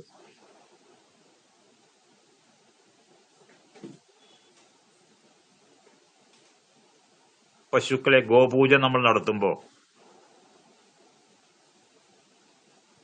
പശുവിന്റെ മുമ്പിൽ നിന്നുകൊണ്ടാണോ ഗോപൂജ നടത്തുന്നത്, പിന്നിൽ നിന്നുകൊണ്ടാണോ?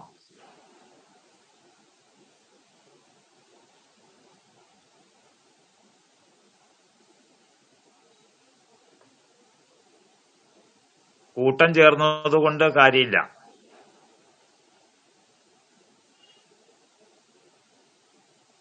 കൂട്ടം ചേർന്നതുകൊണ്ട് കാര്യമില്ല.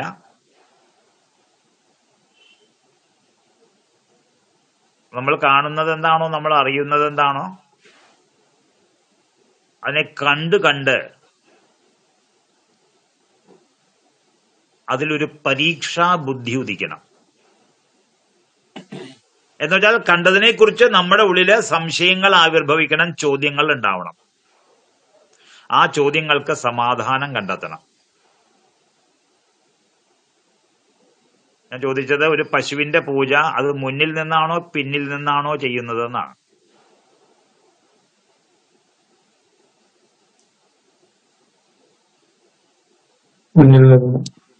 പിന്നിൽ. ഞാൻ ഈ ഓൺലൈൻ ക്ലാസ്സുകള് എന്റെ വീട്ടില് കുട്ടികൾ പഠിക്കുന്ന സമയത്ത് ഈ കൊറോണ ടൈമില് ടീച്ചർമാര് ഓഫ്ലൈൻ ക്ലാസ്സുകൾ ഉണ്ടായിരുന്നില്ലല്ലോ. അന്ന് ഓൺലൈൻ ക്ലാസ്സുകൾ അങ്ങനെയാണ് ആരംഭിച്ചത്, അല്ലെ? കൊറോണ ടൈമിലാണ് ഓൺലൈൻ ക്ലാസ്സുകൾ വ്യാപകമായത്. അപ്പൊ കുട്ടികളോട് പറയും, ഇന്ന് 5 മണിക്ക് ഓൺലൈൻ ക്ലാസ് ഉണ്ടാവും, സയൻസ് ആയിരിക്കും വിഷയം, എല്ലാവരും വരണം എന്ന് പറയും. മെസ്സേജ് ഇടും. എന്നിട്ട് അതിൽ കയറാൻ വേണ്ടി ഇതുപോലെ ഗൂഗിൾ മീറ്റിന്റെ ഒരു ലിങ്ക് അയച്ചു കൊടുക്കും. അപ്പൊ പിള്ളേരോട് ഞാൻ പറയും, അന്നൊന്ന് പുറത്തു പോവാ. അയ്യോ മാമ പറ്റില്ല, അന്ന് ക്ലാസ് ഉണ്ട്. എപ്പോഴാ ക്ലാസ്? 5 മണിക്ക്. അതെപ്പോ തീരും? ടീച്ചർ എടുക്കുന്നവരെയാ.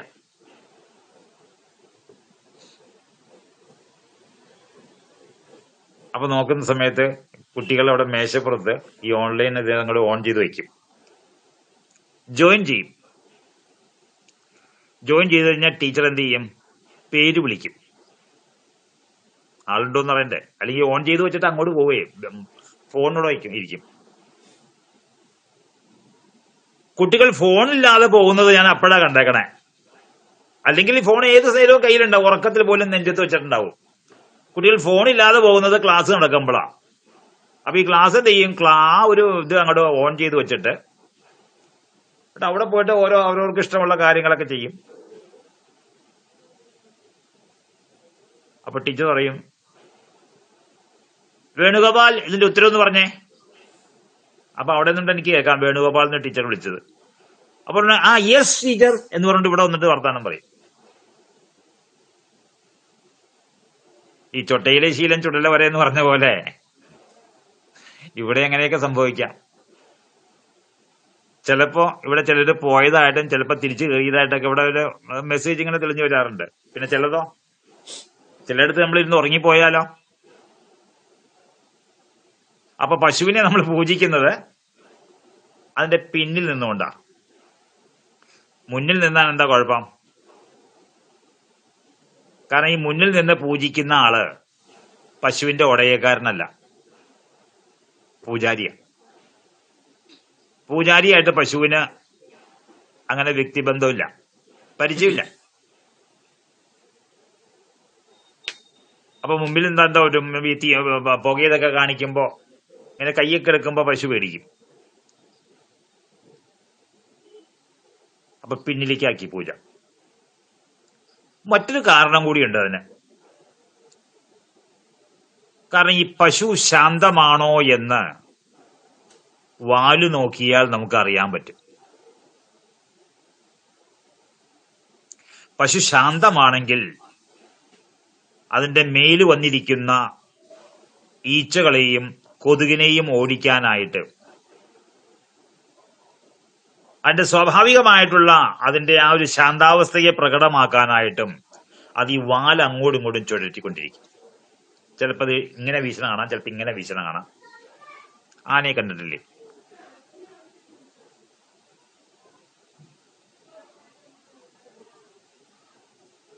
അപ്പൊ ആ പശു വളരെ ശാന്തമായിട്ടാണ് നിൽക്കുന്നതെങ്കിൽ സ്വാഭാവികമായിട്ടും ശാന്തമായിട്ടുള്ളൊരു ഭാവം ആ ഒരു അന്തരീക്ഷത്തിലേക്ക്, അത് പശുവിന് മാത്രമല്ല, ആര് ശാന്തമായിട്ട് നിന്നാലും അയാളുടെ ഉള്ളിൽ അനുഭവപ്പെടുന്നതായ ശാന്തതയുടെ ഒരു ബഹിസ്ഫുരണം, ഒരു എമിഷൻ അത് ആ മണ്ഡലത്തിലുണ്ടാവും. അപ്പൊ അതിനോടുകൂടി ഈ പൂജയുടെ തരംഗങ്ങൾ കൂടി ചേരുമ്പോഴോ അത് വളരെ ഉദാത്തമായിട്ടുള്ള ഒരു എനർജി ഫ്ലോയ്ക്ക് കാരണമായി തീരും. അതാണ് അതിന്റെ കാരണം, പിന്നില് ഇത് ചെയ്യാനുള്ള കാരണം. അപ്പൊ ഈ സാധനങ്ങൾ നമുക്ക് വരുന്നത് ഐശ്വര്യം. നമ്മൾ ഇത് വേണം അത് വേണം എന്ന് പറഞ്ഞിട്ട് അത് വരുത്തുന്നത് ഐശ്വര്യം. നമ്മൾ ആഗ്രഹിച്ചത് നമ്മുടെ കയ്യിലേക്ക് കിട്ടുമ്പോൾ ആ കിട്ടുമ്പോൾ ഒരു സന്തോഷം ഉണ്ടാവും. അതിവിടെ അതേ സ്ഥലത്ത് വെച്ചുകൊണ്ടിരുന്നാൽ ഉണ്ടാവില്ല. അപ്പൊ ഞാനൊരു പുസ്തകം, ഗീതാ ബുക്സിന്റെ ഒരു പുസ്തകം അന്വേഷിച്ച് ചെന്നപ്പോ വളരെ തടിച്ചൊരു പുസ്തകമാണ്, 75 രൂപയുള്ളൂ. ഞാൻ പറഞ്ഞു, ഇത് ഒരെണ്ണം എനിക്ക് തന്നേക്കെന്ന് പറഞ്ഞു. ഞാൻ എന്നിട്ട് അത് നോക്കിയപ്പോ തിരിച്ച് മറിച്ചൊക്കെ നോക്കി, 1-2 പേജൊക്കെ നോക്കി. കൊള്ളാം, നല്ല പേപ്പർ, നല്ല മുദ്രണം, നല്ല ബൈൻഡ്, അലമാരിലിരിക്കട്ടെ കൊണ്ട് വെച്ചേക്ക്. ആ പുസ്തകം മേടിച്ചു വന്നപ്പോൾ ഞാൻ വളരെ സന്തുഷ്ടനായിട്ടാണ് മേടിച്ചു വന്നത്. പക്ഷെ ആ പുസ്തകം അലമാരിയിൽ വെച്ചതോടുകൂടി അതെനിക്ക് സമ്മാനിച്ചതായ സന്തോഷം ഇല്ലാണ്ടാവും. അതോടെ തീർന്നു. ഇല്ലാണ്ടായിട്ട് അതോടെ തീരും. നമ്മൾ മറ്റൊന്നിലേക്ക് പോവുക.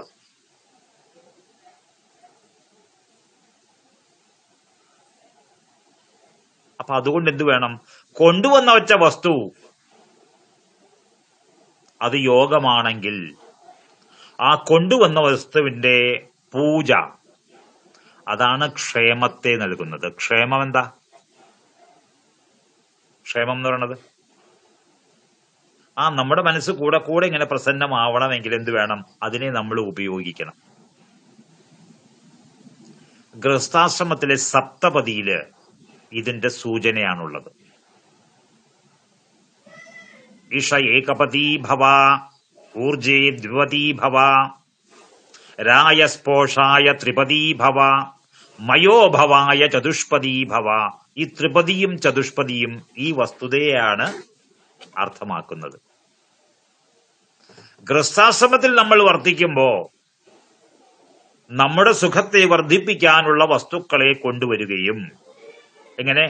ധാർമ്മികമായിട്ടുള്ള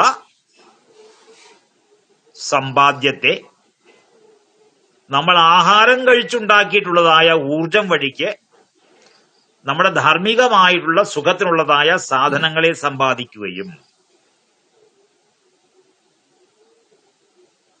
അതാണ് 3ാമത്തെ പടി.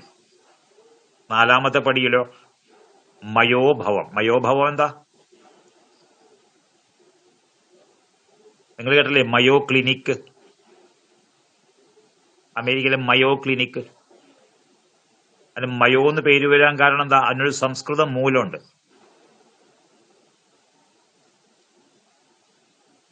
എന്താ അർത്ഥം? ആനന്ദത്തിന്റെ ആധിക്യത്തെയാണ് മയഹ എന്നുള്ളതായ ശബ്ദത്തിൽ നിന്ന് ഗ്രഹിക്കേണ്ടത്. മയഹ. മയഹ എന്നുള്ള ശബ്ദം ചില ശബ്ദങ്ങളുമായിട്ടുള്ള യോഗത്തില് മയോ എന്നാവും. അമേരിക്കയിലെ മയോ ക്ലിനിക്ക് അവിടെ നിന്നോട്ടെ, നമുക്ക് നമ്മുടെ ദർശനത്തിലേക്ക് വരാം. മയോഭവായ ചതുഷ്പതി ഭവ. അപ്പൊ നിങ്ങളുടെ വീട്ടിലേക്ക് നിങ്ങൾ കൊണ്ടുവന്ന അച്ചിങ്ങയായാലും പയറായാലും അരിയായാലും വെളിച്ചെണ്ണയായാലും അതിനെ നിങ്ങൾ വേണ്ട സമയത്ത് ഉപയോഗിച്ചു കൊണ്ടിരുന്നാൽ ഈ വാങ്ങുമ്പോൾ നമുക്ക് കിട്ടിയതിനേക്കാൾ കൂടുതൽ സന്തോഷം അതിനെ ഉപയോഗിക്കുമ്പോഴുണ്ടാവും. പെണ്ണ് കെട്ടിക്കഴിഞ്ഞാലോ? പെണ്ണ് കെട്ടിക്കഴിഞ്ഞാൽ ആ സ്ത്രീയെ പൂജിക്കണം എന്ന് വെച്ചാൽ ആ സ്ത്രീയിൽ ഏതേത് സാമർഥ്യങ്ങളാണോ ഉള്ളത് ആ സാമർഥ്യത്തെ വിരിയിക്കാനായിട്ടുള്ള യത്നങ്ങൾ ഉണ്ടാവണം. സ്ത്രീയും അതാണ് വിചാരിക്കുന്നത്, തന്റെ ഉള്ളിലുള്ളതായ സാമർഥ്യം അതൊരു പൂവിന്റെ സൗരഭ്യം പോലെ അത് വിരിയണം. അപ്പോഴാണ് ഒരു സ്ത്രീ എന്നുള്ള രീതിക്ക് അവൾക്ക് അഭിമാനം ഉണ്ടാവുക, ആനന്ദം ഉണ്ടാവുക. അപ്പൊ അനേകവിധ ശക്തികളുടെ ഭണ്ഡാരമാണല്ലോ സ്ത്രീ. അപ്പൊ ആ സ്ത്രീയെ ഉപയോഗപ്പെടുത്തുക, സ്ത്രീയുടെ ആ കഴിവുകളെ ഉപയോഗപ്പെടുത്തുന്നതിന്റെ പേരാണ് സ്ത്രീ പൂജ. അങ്ങനെ സ്ത്രീകളുടെ കഴിവിനെ നമ്മൾ നമ്മുടെ ഗൃഹസ്ഥാശ്രമത്തിൽ നമ്മൾ ഉപയോഗിച്ചുകൊണ്ടാൽ എത്ര നാര്യസ്തു പൂജ്യന്തേ രമന്തേ തത്ര ദേവതാഹ എന്നുള്ളത് അവിടെ സ്ത്രീയെ ശരിക്കും പറയുമെങ്കിൽ ഇങ്ങനെ ഒരു ആരതി ഒഴിയുന്നതിന്റെ അർത്ഥത്തിലല്ല പറഞ്ഞിട്ടുള്ളത്.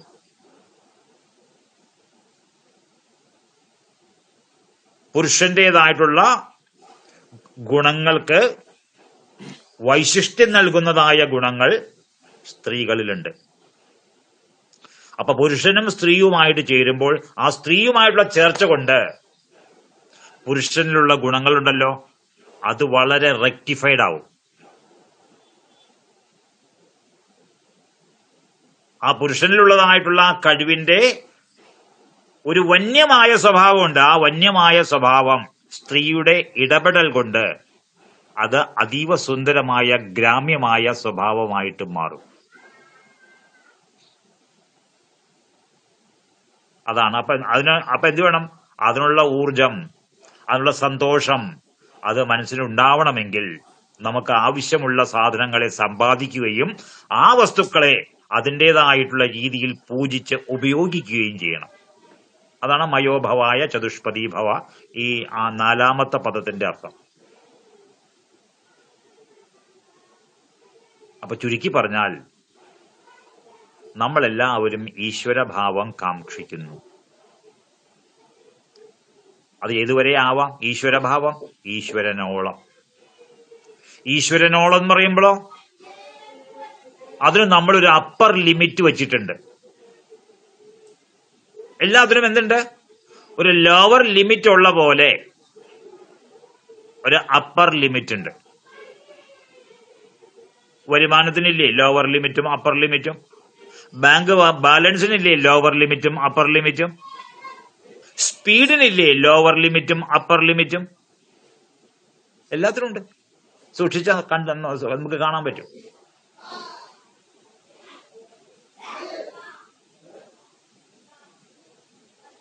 അപ്പൊ അതിന്റെ ലിമിറ്റ് കാണിക്കുന്നതായിട്ടുള്ള ഒരു മാനദണ്ഡമുണ്ട്. ലിമിറ്റ് കാണിക്കുന്നതായ മാനദണ്ഡം.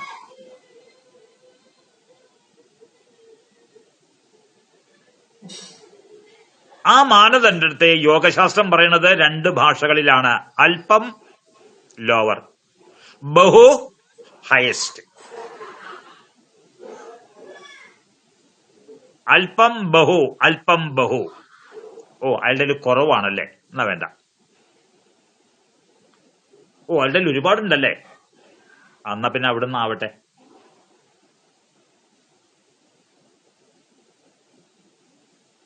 അപ്പൊ അല്പം ബഹു ഇതി വിവർദ്ധമാനം. അങ്ങനെ കുറഞ്ഞത് കൂടിയത് കുറഞ്ഞത് കൂടിയത് എന്ന് കമ്പാരിസൺ ചെയ്ത് പോകുമ്പോ ആപേക്ഷികമായിട്ട് പോകുമ്പോ അത് അതിന്റെ ഒരു അപ്പർ ലിമിറ്റിലെത്തും. ആ അപ്പർ ലിമിറ്റിനെയാണ് നമ്മുടെ ശാസ്ത്രം ഈശ്വരത്വം എന്ന് പറയുന്നത്. യത്ര ഐശ്വര്യസ്യ കാഷ്ഠാപ്രാപ്തി സയേവ ഈശ്വര. വളരെ വ്യക്തമാണ്. ഈ ഐശ്വര്യത്തിന്റെ കാഷ്ഠാപ്രാപ്തി, ഹയസ്റ്റ് ലിമിറ്റ് ഉണ്ടല്ലോ, ആ ലിമിറ്റിനെയാണ് എന്ത് ഈശ്വരൻ എന്നുള്ളതായ പദം കൊണ്ട് നമ്മൾ അർത്ഥമാക്കുന്നത്. അപ്പൊ ആ ഈശ്വരൻ എന്നുള്ള പദത്തിൽ ആരാണോ എത്തിച്ചേരുന്നത് അവന്റെ പേരെന്താ? അവൻ എന്ത് പേര് കൊടുക്കണം? ഈശ്വരൻ എന്നുള്ള പദത്തിൽ എത്തിക്കഴിഞ്ഞാ ഇന്ദ്രൻ. ഇന്ദ്രൻ എന്നുള്ള പദത്തിൽ എത്തിക്കഴിഞ്ഞാൽ ഇന്ദ്രൻ. ഈശ്വരൻ എന്നുള്ള പദത്തിൽ എത്തിക്കഴിഞ്ഞാലോ ഈശ്വരൻ. ഈശ്വരൻ. ഇനി പറ, നമ്മുടെ ശാസ്ത്രം പറയുന്ന ഈശ്വരൻ എന്ന് പറയുന്ന സങ്കല്പം നിരാധാരവും അശാസ്ത്രീയവുമാണോ? അസ്വാഭാവികമാണോ? നമ്മൾ കണ്ടുപിടിച്ചു കൊണ്ടുവന്നതാണോ? അതിവിടെ ഉള്ളതാണോ?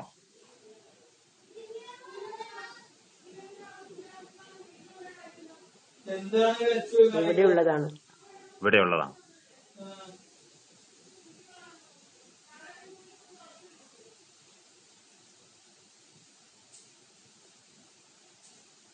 അതുകൊണ്ട് പറഞ്ഞു തസ്യ മഹതോ ഭൂതസ്യ ബ്രഹ്മണഃ നിശ്വസിതമേതത് യദൃഗ്വേദോ യജുർവേദോ സാമവേദോ ധർവാംഗിരസഃ. ഈ ഋഗ്വേദം, യജുർവേദം, സാമവേദം, അഥർവവേദം എന്നൊക്കെ പറയുന്നത് കടുകട്ടിയായിട്ടുള്ള വാക്കുകൾ ഉപയോഗിച്ചുകൊണ്ട് ആർക്കും മനസ്സിലാവാത്തതായിട്ടുള്ള ചില ആശയങ്ങളെ സ്ഫുരിപ്പിക്കാൻ വേണ്ടിയിട്ട് നമ്മളെക്കാൾ പരമ സാമർഥ്യവാന്മാരായിട്ടുള്ള ആൾക്കാർ നമുക്ക് മുമ്പിൽ കൊണ്ടുവന്ന് വച്ചിട്ടുള്ള വസ്തുവല്ല എന്ത് വേദം എന്ന് പറയണത്. ഋഗ്വേദമായാലും യജുർവേദമായാലും സാമവേദമായാലും അഥർവേദമായാലും. പിന്നെയോ നമ്മളെ പഠിപ്പിക്കുന്നതായ ആചാര്യന്റെ നിശ്വാസവായുവായിട്ടാണ് ഈ വേദം നമുക്ക് മുമ്പിലേക്ക് വന്നത്, പുസ്തകമായിട്ടൊന്നുമല്ല. വേദം എന്ന് പറയുന്നത് ശബ്ദമല്ലേ? ആ ശബ്ദം നമ്മൾ ആദ്യമായിട്ട് കേട്ടത് എവിടുന്നാ?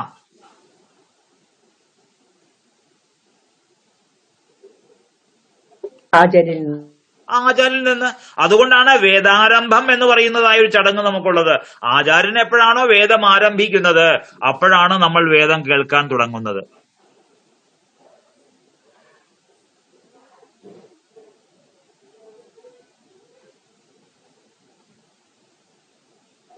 എങ്ങനെ? ചിലപ്പോ ഒരുപക്ഷെ കുട്ടിയായിരിക്കുമ്പോൾ കേട്ടിട്ടുണ്ടാവും, പക്ഷെ നമുക്ക് അതിനെക്കുറിച്ച് തിരിച്ചറിവില്ലല്ലോ.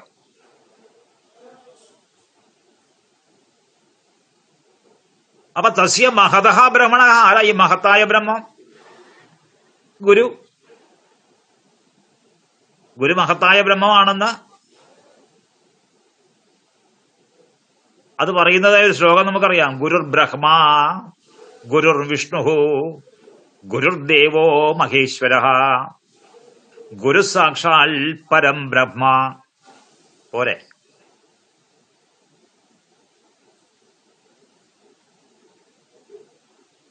അപ്പൊ നമ്മുടെ പരബ്രഹ്മ, നമ്മുടെ പ്രത്യക്ഷ പരബ്രഹ്മമാകുന്ന ഗുരുവിന്റെ നിശ്വാസവായുവിൽ നിന്നാണ് നമ്മൾ വേദത്തെ കേൾക്കുന്നത്. ഋഗ്വേദമായാലും യജുർവേദമായാലും ഈ വായിൽ നിന്ന് വരുന്ന, പുറത്തേക്ക് വരുന്നതായ വായുവിൽ കൂടിയല്ലേ, വായുവല്ലേ നമ്മുടെ കണ്ഠത്തിൽ നിന്ന് പുറപ്പെട്ട് പല സ്ഥാനങ്ങളിൽ തട്ടി ശബ്ദമായിട്ട് നമ്മുടെ കാതുകളിലേക്ക് വരുന്നേ.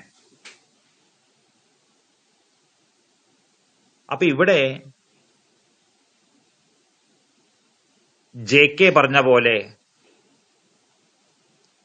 മനുഷ്യൻ എന്തോ അവരുടെ അജ്ഞാനം കൊണ്ട് വേദത്തിന്റെ വിഷയത്തിൽ വലിയ കൺഫ്ലിക്റ്റ് ഉണ്ടാക്കിയിരിക്കുക.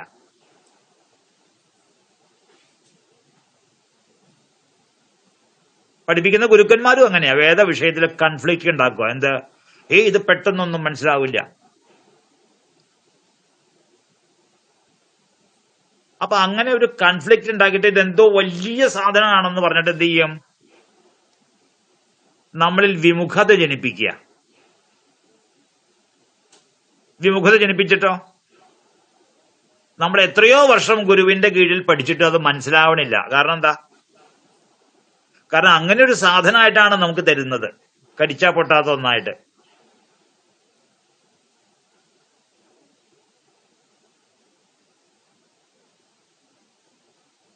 അപ്പൊ അതിനെ അങ്ങനെയുള്ളതായ ഭാവത്തെ JK എന്ന് പറഞ്ഞത് ജെ കൃഷ്ണമൂർത്തി.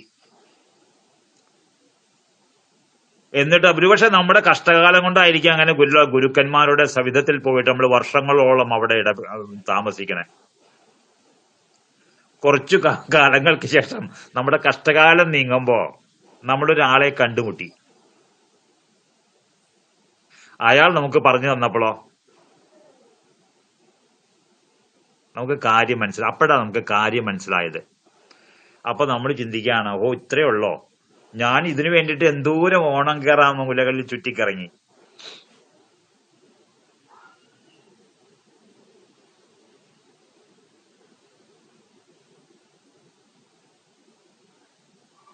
അപ്പൊ അതുകൊണ്ട് ആ ഒരു ഈശ്വരീയ ഭാവം അത് നമ്മളെല്ലാവരും ആഗ്രഹിക്കുന്നതാണ്. ജ്ഞാനത്തിന്റെ ആയാലും ആയുസ്സിന്റെ കാര്യത്തിലായാലും ബലത്തിന്റെ കാര്യത്തിലായാലും പരാക്രമത്തിന്റെ കാര്യത്തിലായാലും സൗന്ദര്യത്തിന്റെ കാര്യത്തിലായാലും എല്ലാത്തിനും എന്തുണ്ട്? ഒരു ലോവർ ലിമിറ്റും ഒരു അപ്പർ ലിമിറ്റും ഉണ്ട്. നമ്മൾ അതിൽ ഏതോ ഒരു ഭാഗത്താണ് നമ്മൾ നിൽക്കുന്നത്. നമ്മുടെ പിന്നിൽ എത്രയോ പേരുണ്ട്, ഒരേപോലെ നമ്മുടെ മുന്നിലും അത്രയും ആൾക്കാരുണ്ട്. നചികേതസിന്റെ കഥയിൽ പറയുന്നുണ്ട്, ബഹൂനാമേമി പ്രഥമഃ ബഹൂനാമേമി മധ്യമഃ. ചില കാര്യങ്ങളില് ഞാൻ മുൻപനാണ്, ചില കാര്യങ്ങളിൽ ഞാൻ അത്ര കണ്ട് മുൻപനല്ല, മധ്യമനാണ്. കിംസിത് യമസ്യ കർത്തവ്യം യന്മയാദ്യ കരിഷ്യതി. അപ്പൊ ഈ ജീവിതകാലത്ത് ഞാൻ നിൽക്കുന്നതായ സ്ഥാനത്തു നിന്ന് എനിക്ക് മുന്നോട്ട് പോവാൻ ആചാര്യന്റെ സവിധത്തിലേക്ക് പോവേണ്ടതുണ്ട്. അവിടെ നിന്ന് എനിക്ക് പലതും കരസ്ഥമാക്കാനുണ്ട്. അവിടെ നിന്ന് എനിക്ക് ഗൈഡൻസ് ലഭിക്കാനുണ്ട്. അപ്പൊ ആചാര്യന്റെ മുഖത്തുനിന്ന് ഞാൻ എന്താണ് ഗ്രഹിക്കേണ്ടത്, എന്താവാനാണ് എന്റെ ആഗ്രഹം, അതല്ലേ ഗ്രഹിക്കേണ്ടത്. ഇതാണ് കഠോപനിഷത്തില് നചികേതസിന്റെ കഥയില് ഡയലോഗുകളായിട്ട് കഠോപനിഷത്തിൽ നമുക്ക് കാണാൻ കഴിയുന്നത്. അപ്പൊ അവിടെ എല്ലാം ഈ വേദത്തിന്റെ കീറാമുട്ടി എന്ന് പറയുന്നതായിട്ടുള്ള ആ ഒരു മുരട് സ്വഭാവം നമ്മളിൽ ഉണ്ടാക്കിയിട്ടില്ലേ, വേദം അങ്ങനെയാണെന്നുള്ള ആ ഭാവത്തിൽ നിന്ന് പരിപൂർണമായിട്ടുള്ള മുക്തി ഉണ്ടാവും. പ്രത്യേകിച്ച് പത്നി രൂപത്തില് സ്ത്രീയുമായിട്ട് ചേർന്ന് ജീവിക്കുമ്പോൾ. കാരണം ഈ സ്ത്രീ സ്വയം വിദ്യ, അവളുടെ ചില ടച്ചുകൾ എന്ന് പറയുമ്പോൾ പലതരത്തിലുള്ള, ചിലപ്പോൾ കിള്ളലാവാം, ചിലപ്പോൾ നഖം വെച്ചുള്ള കുത്തലാവാം, ചിലപ്പോൾ മാന്തലാവാം, ചിലപ്പോൾ പിടിച്ചമർത്തലാവാം, സ്നേഹത്തോടെയുള്ള തടവലാവാം, എന്തുമായിക്കൊള്ളട്ടെ. അതെല്ലാം ഈ വിദ്യയുടേതായ മാർഗത്തില് നമ്മൾ വഴിതെറ്റുമ്പോ നമ്മളെ നേർവഴിക്ക് നടത്താനുള്ള ഒരു കപ്പിത്താന്റെ, ഒരു ക്യാപ്റ്റന്റെ ഇടപെടലായിട്ട് മാത്രം കണ്ടാൽ മതി.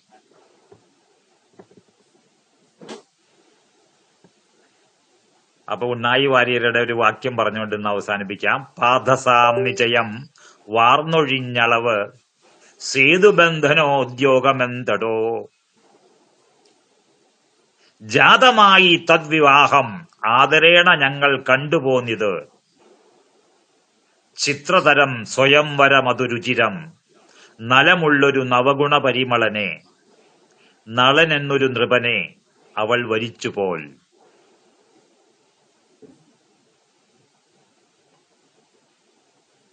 അപ്പൊ എന്റെ ഗൃഹസ്ഥാശ്രമത്തിന്റെ വലിയ വലിയ ഏടുകൾ, സംഭവങ്ങൾ അതിക്രമിച്ചു കഴിഞ്ഞു.